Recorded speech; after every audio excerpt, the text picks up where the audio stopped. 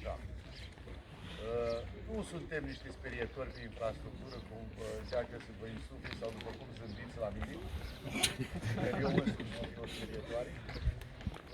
Noi, alături de Poliția Rutieră, veghem la starea tehnică a autovehiculului dumneavoastră.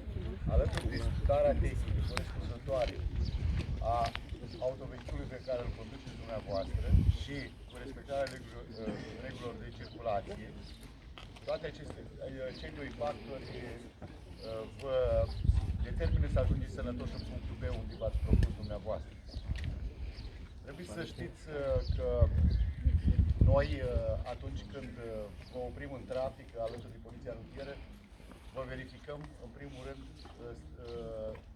dacă inspecția tehnică a autovehiculului respectiv este în termen, pentru că o inspecție tehnică pentru un anumit neexpirată înseamnă că autovehiculul dumneavoastră este bun tehnic, vă puteți și vă deplasați în siguranță și vă puteți deplasa în continuare în siguranță. Dar am întâlnit și cazuri de autovehicule care aveau această inspecție expirată, poate chiar și de aproape un an. Am întâlnit vehicule cu defecțiuni tehnice grave care constituiau un pericol la regimul circulației și care puneau în pericol nu numai viața lor, ci și viața celorlalți participanți la trafic. Așa trebuie să privim lucrurile. Deci, repet încă o dată, nu suntem sperietori. Suntem cei care veghem alături de Poliția Rutieră la siguranța dumneavoastră. Din anumite considerente, eu știu, lipsa banilor, a neglijenței sau a inconștientizării efectului unor aspecte, dumneavoastră vă mai strecurați printre ceilalți conducători. Unii se mai strecoară printre conducătorii auto și cred că au făcut un act de bravadă pentru că au trecut pe echipajul rar și nu i-a prins.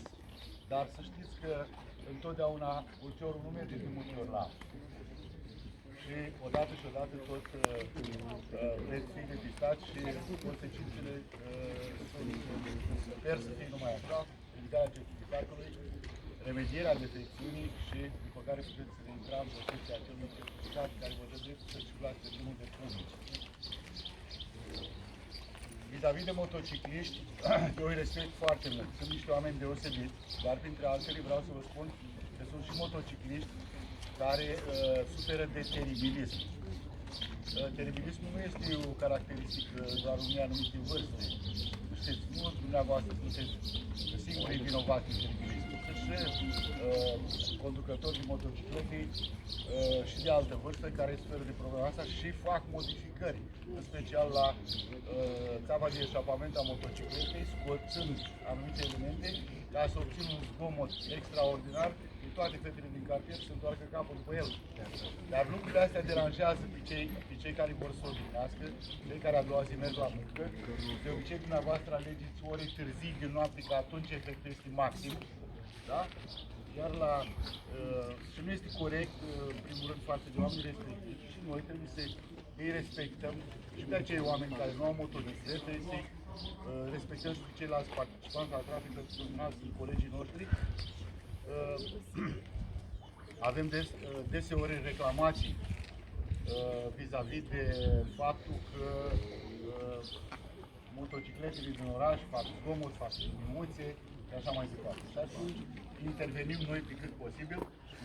Eu sunt conștient de faptul că în școlile unde învățați să deprindeți arta conducerii motocicletelor, vi se prelucrează aceste lucruri.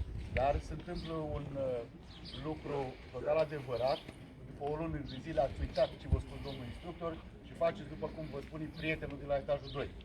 Nu am mai ținut cont că nu sunteți singuri pe respectivele șosele.